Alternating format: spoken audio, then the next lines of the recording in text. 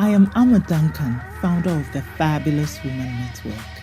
Before 2015, I was that broke girl who was stuck in her own limiting belief of not enoughness. Marianne Williamson's words, "You are a child of God," woke me up, and then I sought help to work on myself.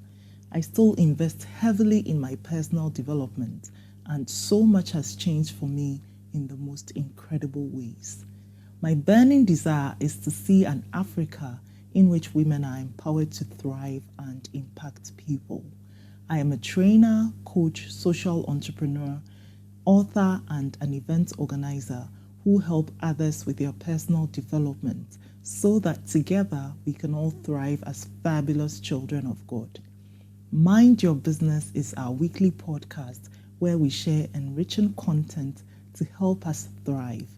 It's free on YouTube, and if you prefer to work with me one-on-one, go to amaduncan.com/store to book a discovery call with me. The link is in the description.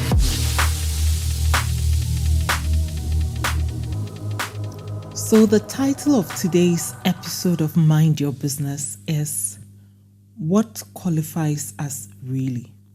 It's a question. I've been thinking a lot about the subject of qualification, and I thought I should, invite you to join me on this quest to really delve into why sometimes we feel we are not qualified for things that, like opportunities that come to us, and we feel, oh no, I'm not the person for this. And I want to use a few stories to elaborate on what it is I'm talking about. So I once heard a story of a certain organization who had a breastfeeding project to run. And so the team leader was looking for, the organizational head was looking for someone to lead this project on breastfeeding. I believe there were 3 women in that organization who had given birth before and had breastfed, had all the experience in terms of breastfeeding. And one by one, when these women were asked, would you like to lead this project on breastfeeding, each one of them said, oh no, I don't know that much. Oh no, I can't. And for whatever reason, they all said no. I mean, the summary of it is these women said they were not qualified to lead that project on breastfeeding. And then a man comes by and says, oh, my wife has given birth and has breastfed all of our children, and so I feel I can lead this. And just like that, this project on breastfeeding was given to a man to lead. Why? Because he offered to raise his hand, saying that he had the experience from his wife. Women who had already had the opportunity to breastfeed for some time and knew what it was like, they said no, they declined. Let me bring this home to me. I remember about 8 years ago when the Fabulous Woman Network had just started, and really, if you know my story, I didn't set out to create an organization or anything. First, I had this page. I wanted to just use it to practice my writing so I could author books. And then as I saw the likes going up, I really just wanted to get 1,000 likes. But when the Fabulous Woman Network became a little more than the 1,000 likes, people were engaging with us, asking us questions, being inspired by what we were doing, and so much more. And then we started doing events. All of a sudden, I had this sort of awakening that, oh my God, what am I doing? I don't know enough about women. Who am I to lead anything that has to do with women, to mobilize them? And I was sitting, questioning myself and thinking about all the flaws I had and all the mistakes I had made where other women were concerned. And I was like, oh no, I am not qualified for this. And for a season, I just went through some sort of negative emotion. It took a while before I really just woke up and was like, what am I doing? God, of all the people on earth, God decided that you are the one through whom I'm going to create the Fabulous Woman Network. And so that's how eventually I got over it, and little by little we are moving on. Now, I've been thinking a lot about this phenomenon where we feel unqualified for certain things, like in the situation in which I am a woman, I have led before, or as at the time the Fabulous Woman Network started, I had led before. So if it's about leading women, I was first of all a woman. I had lots and lots of experiences in the area of leading both men and women, and I was a woman. And yet I felt inadequate enough to lead anything that had to do with women. And so I'm thinking, so if the experience and then even being it is not enough to qualify me, or even for the breastfeeding women scenario, then what is it that qualifies us? I mean, the women in the breastfeeding case, did they need some sort of degree before they could lead something that had to do with breastfeeding? Mind you, they were all in the same team, all capable of leading. The only thing that needed to stand them out was, okay, we want someone to lead this specific thing on breastfeeding. So it wasn't a matter of, you need a degree to lead this project or anything. They were all equally qualified according to the person asking them, right? In the case of me leading a women's group, do I need some sort of degree to say, I have gone to school to study women group matters or something, gender, some big words, before I can say, I'ma lead this organization or start this organization and lead it? And interesting fact, let me tell you this. So I was looking at my personal accounts for 2022, and I realized that more than 80% of my personal income came from training. So which means that even for the Fabulous Woman Network, which a lot of my income goes into supporting the Fabulous Woman Network, it means that majority of the contribution that I was personally able to make into the Fabulous Woman Network came from training. Now get this, I don't have a professional qualification in training.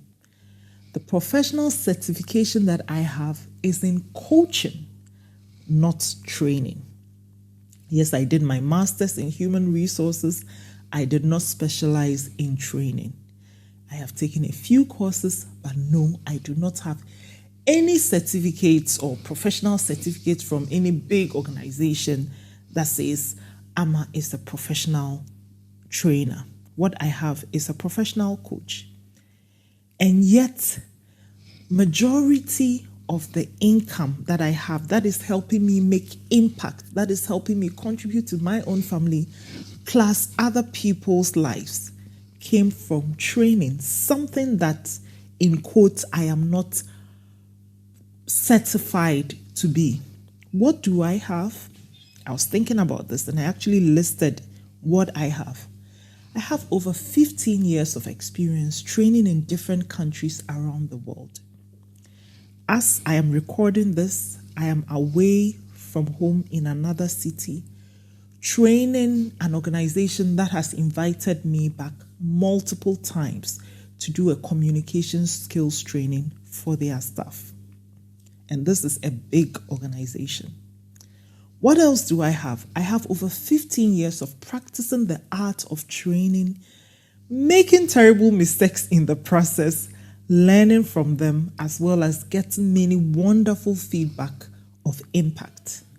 What else do I have? Over 15 years of observing different trainers from around the world and learning from them.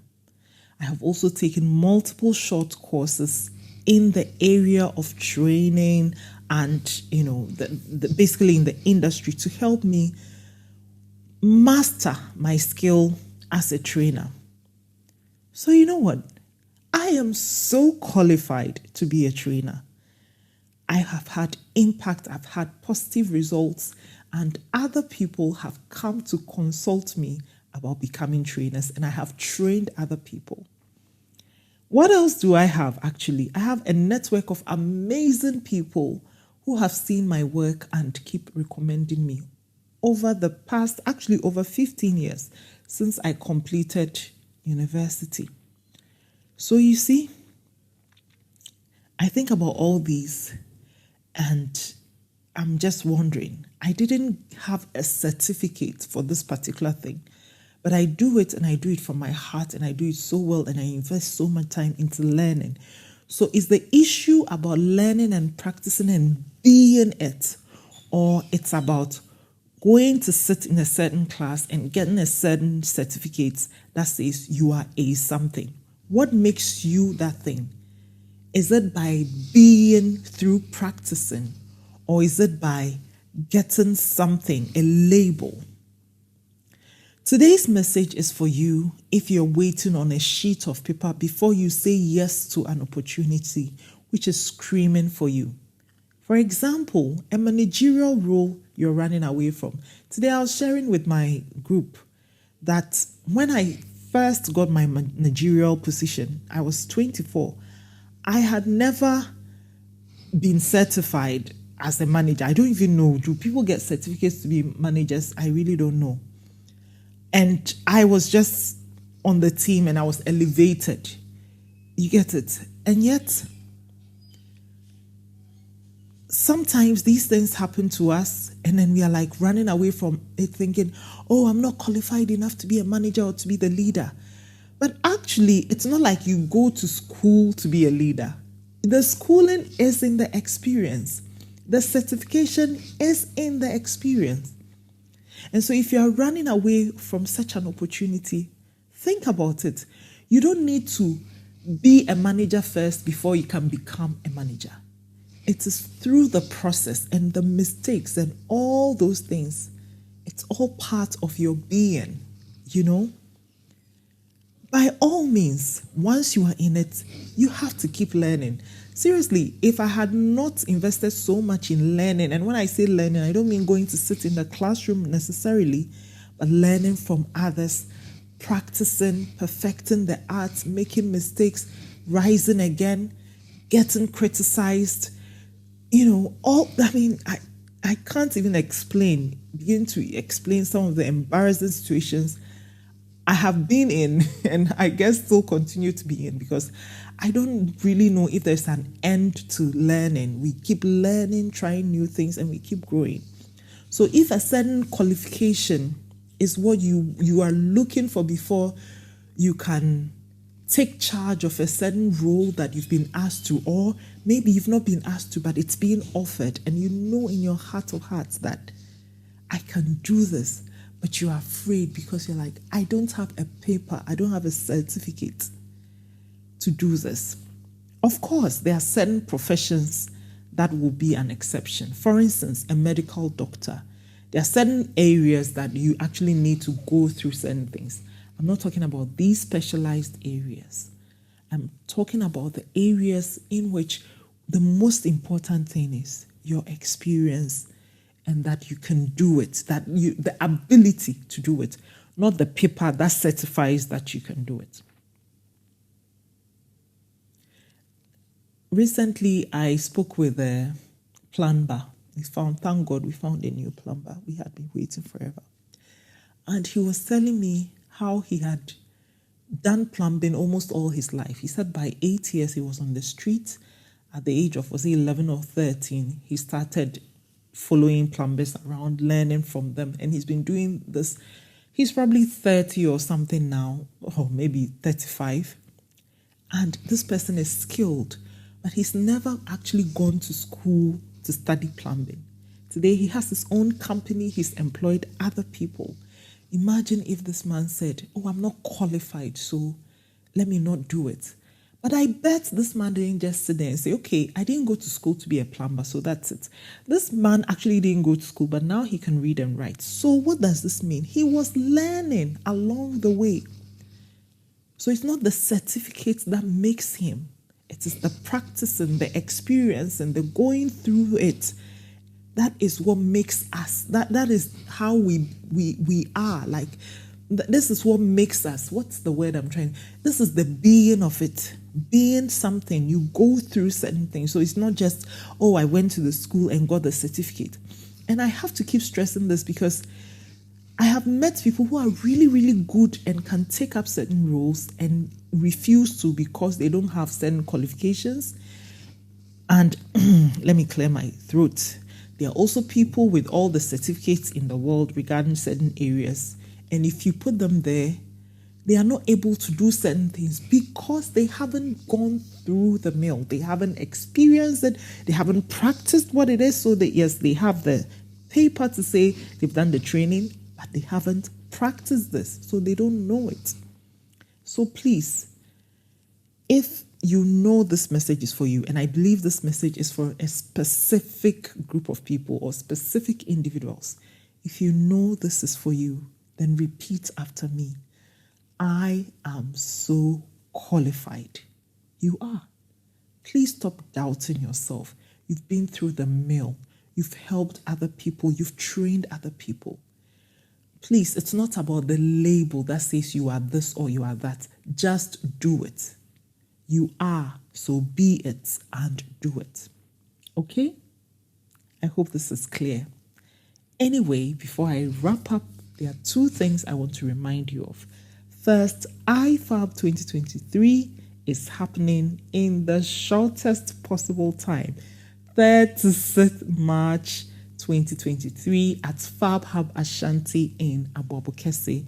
And our theme is Dear Woman, Be Well to Impact. I'm so excited as I speak to the speakers about the topics and the stories they're going to be sharing and the volunteers committee and all that people are working on. I am just so excited and grateful. And I look forward to sharing more details with you. I promise as soon as the details are ready, I will share them with you. A lot has to be done before this information can come out. So please bear with me. Also, Mind Your Business is a free resource, and if you prefer to work with me one-on-one, please go to amaduncan.com/store to book a discovery call with me. Until same time next week, take care of you because you know what? You are fabulous. Ta, toodles, bye.